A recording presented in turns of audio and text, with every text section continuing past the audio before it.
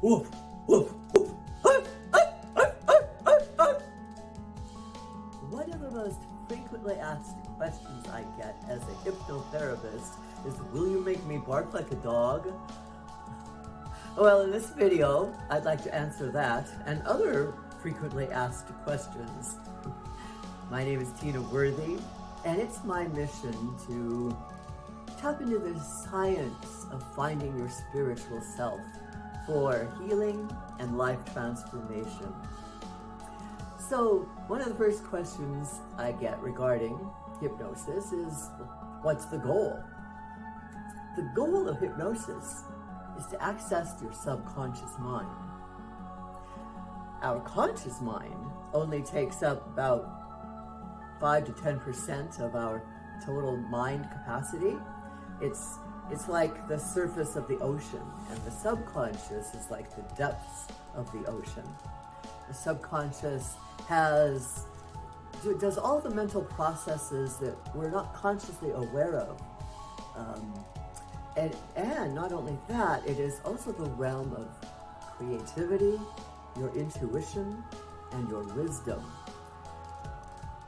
So tapping into the subconscious, we have creates the opportunity to bring into conscious awareness things that are stored in your subconscious mind. Another question I get is, will I be sleeping or unconscious? And the answer is no. You will be actually very much aware. It's one of those rare states where both your conscious mind and your subconscious mind are at play.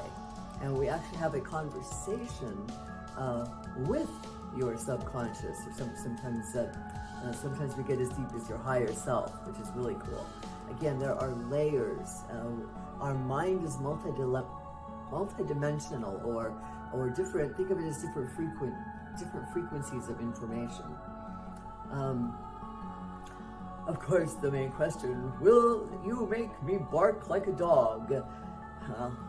Only if you want to. You are always in complete control during hypnosis. Hypnosis is a perfectly natural state. The scientific term for it is actually hypnagogia. And it's the fact that it's a natural state is probably why it hasn't, the powers that be haven't tried to license or control hypnotherapy as much as they try to license and control other healing modalities. So they probably, only until they probably haven't figured out how to monetize on a natural state of consciousness, right? So it's to our advantage to tap into our superpower there. Will I get stuck? No, you can't get stuck in hypnosis. You will either go deeper into sleep or you will wake back up. Will it violate any of my principles or morals? Again, no. You are actually always in control. You will only go as deep into the waters of your subconscious as you allow or are comfortable with. Healing is like the layers of an onion. Tends to be always more layers. So it's a process. Is hypnotherapy more effective than talk therapy? Yes, I believe it is, because hypnotherapy allows us to bypass the barriers that the conscious mind or the ego puts up, so that you have direct access to the subconscious. And again, the subconscious is not limited by logic, space, or time. It's the quantum field where things are non-linear.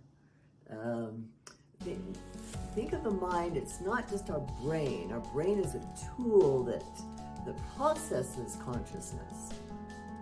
And as eternal beings having a human experience, there's a lot of information stored in there, depending on what frequency we tune into. what can hypnosis do for me? Oh, so much. It can help with addiction because it helps get to the root cause. It goes beyond the surface of just the substance. And it's always, addiction is always, the root cause is always trauma.